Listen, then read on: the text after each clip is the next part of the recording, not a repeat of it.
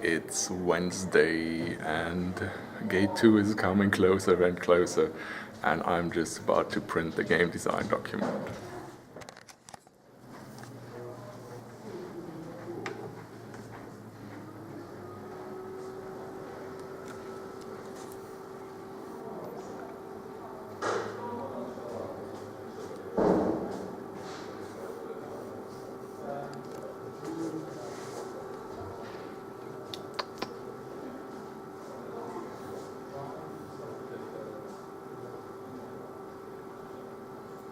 Will it print? We don't know.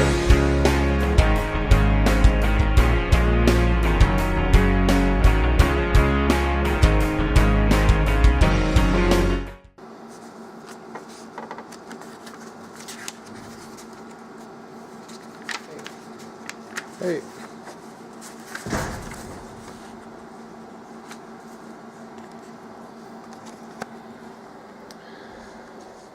Well, that's done then. The leaves are turning yellow, and as they wither, I slowly fade away too. At least I feel like that. I don't sleep that well because I'm quite nervous for tomorrow, actually. I really want to make this gate and make the presentation a good one. So yeah, what's gonna happen tomorrow is we're gonna have 5 or 6 judges from local game companies judging the games at a scale from 1 till 10. Same is gonna happen to the game design document, which I handed in yesterday. That's gonna be judged by 2 persons from 1 to 10, and also the marketing plan by 1 person, 1 to 10. And from that and the presentations, the total grade will derive, and then we'll see who will go on and who has their dreams shattered. Yeah, I'm quite curious for tomorrow, and I'll show you the presentation. Stay tuned. Yeah, the sun just started shining. I guess that's a good sign. My name is Dorian. I'm gonna lead you through our game Sunny Side Up, which is a competitive God game. The rest of our team, or part of the rest of the team, is Taneli, our programmer, Moira, our artist, and we also have Alexi in our team, who is presently not here. Sunny Side Up is all about gathering resources to build a defensive device to defend your planet from evil space monsters. Yeah, I won't go into depth about that yet. I'll show you a short introduction video to the game, a short demo, and then I'll explain a bit more about the game. We come to marketing and to the further development goals. So let's start with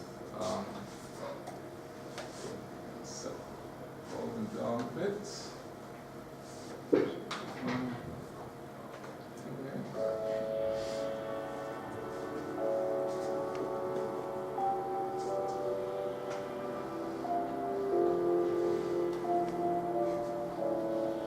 This is focusing on single player, though we also will have multiplayer. This is what you start with. You have your planet, you have the sun, and you have an area that the sun shines on. You have an indication which resources you need, and you have different biomes on the planet that generate these resources. The resources are generated by sun saturation, so that's this bar. As you can see, as it fills up, there's some visual representation. Once it's in the optimum range, you can click and gather that resource, which will add. Once you build your defensive device, it's time to fight.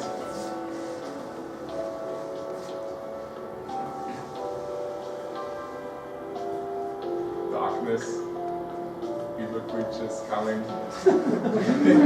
from the depth of space. Well, I'm basically you rotate the planet and shoot with your gun.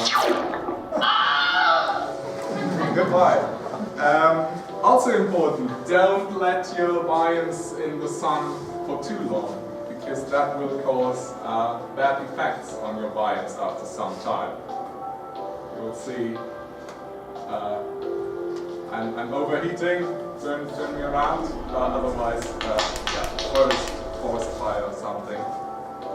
Also in single player there will be random weather effects which will disable certain biomes for time. And that's more interesting in multiplayer because then you can actually actively purchase these effects to influence the other player's planet. Which you can see here, you get the effect points and then you can buy these effects to cast on the other player's planet.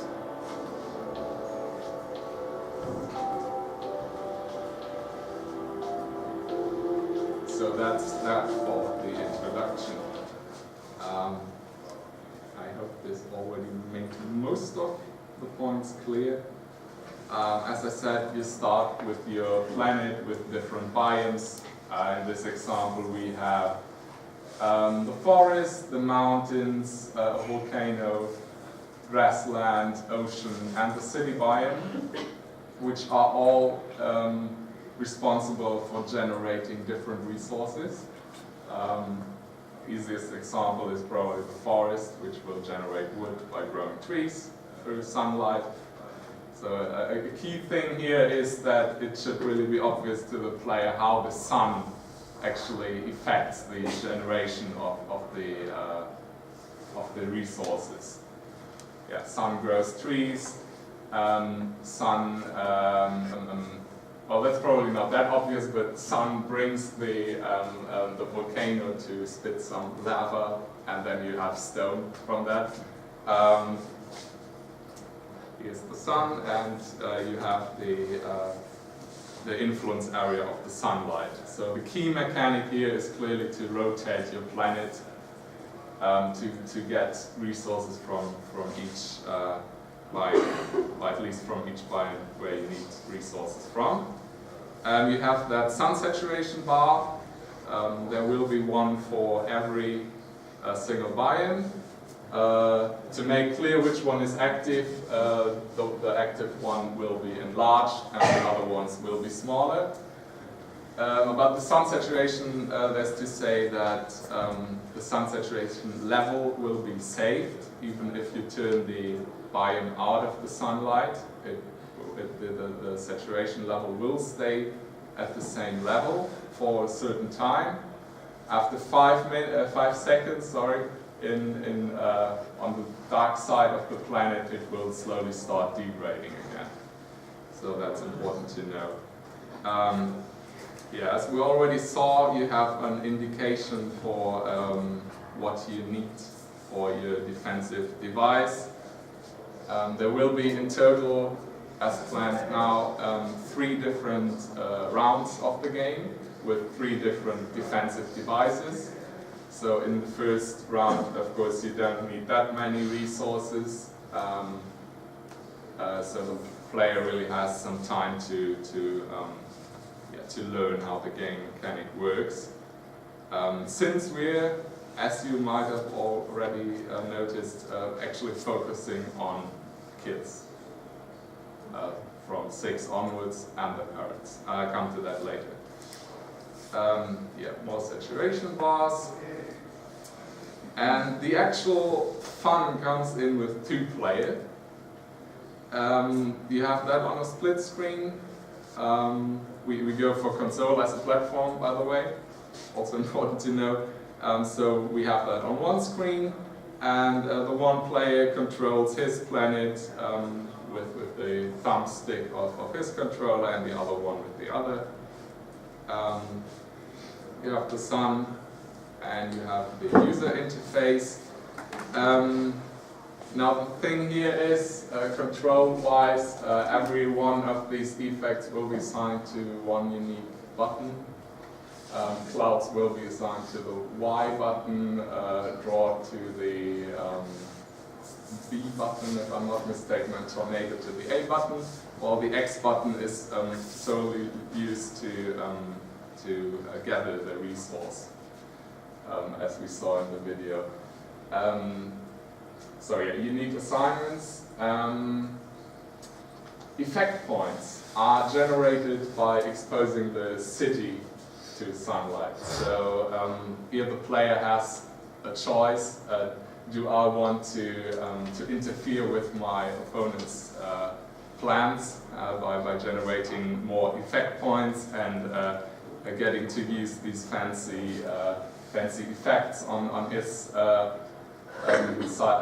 planet, or do I want to get my resources as quickly as possible? So there the player really has a choice. Yeah, what do I want to focus on right now?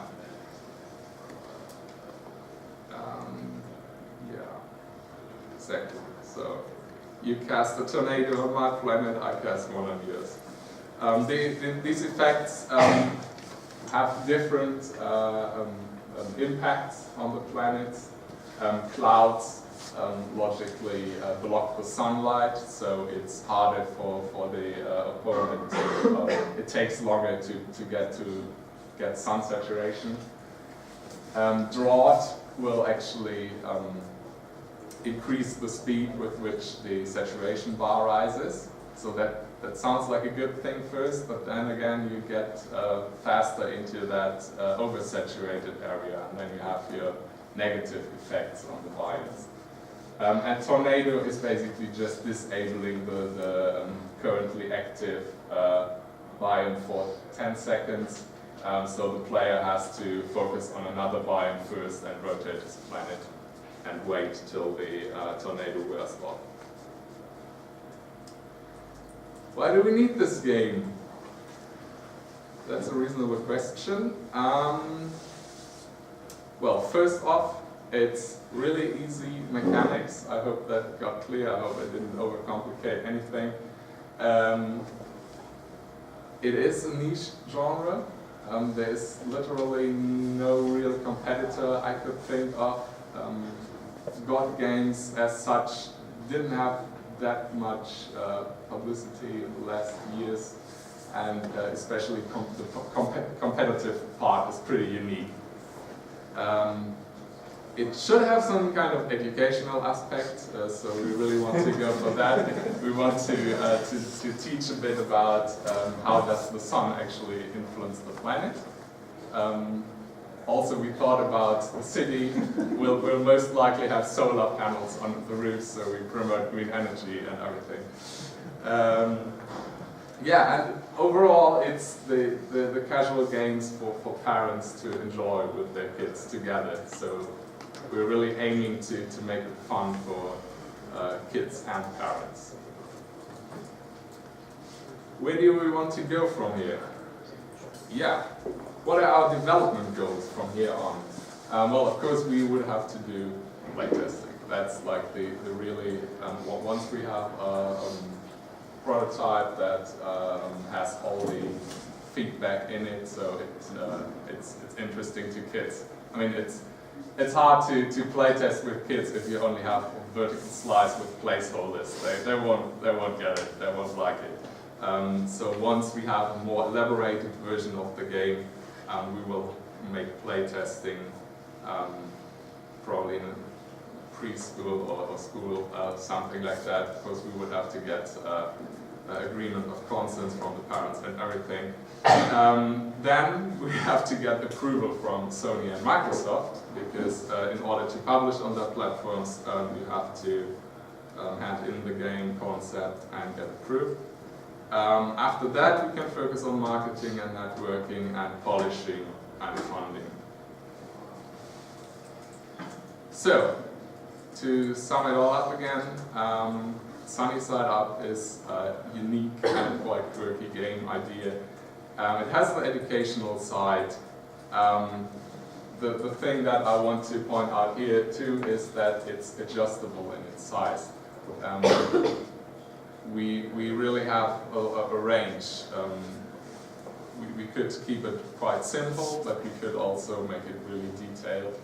We actually plan to go, you might have got the impression that we make a 2D game. We actually plan to do this in 3D because of various reasons. And it has a potentially large target group, especially since it's a niche product. Yeah, so that was the presentation. Thank you all very much for it.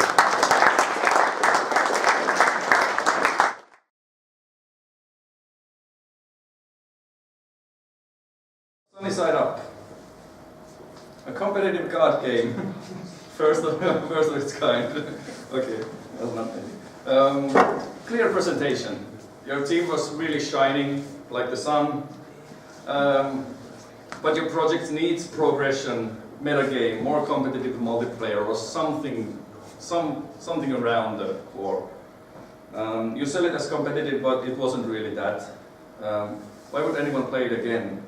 The core loop was, what was the comment? Like the core loop was that you build a gun, and then you build another gun, and then you build another gun, and like, what's the sense of progression?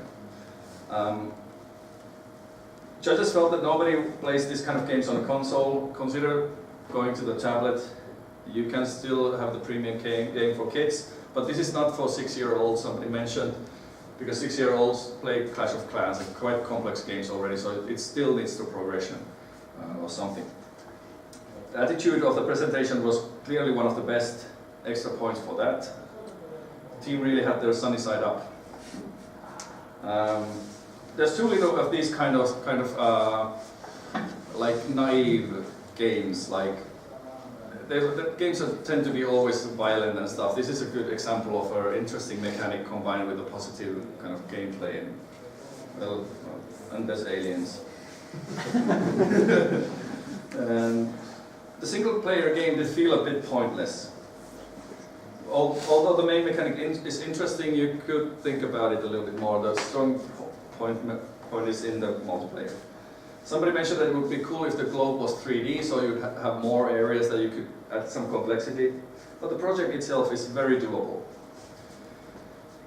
However, maybe because of the lack of depth, judges were only 4s and 5s, and the end result is 22.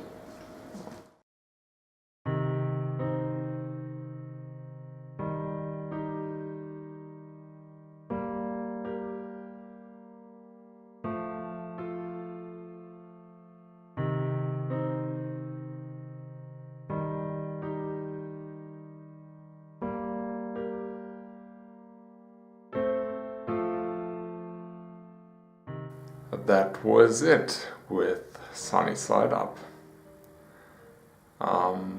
Unexpectedly, we did not pass Gate 2.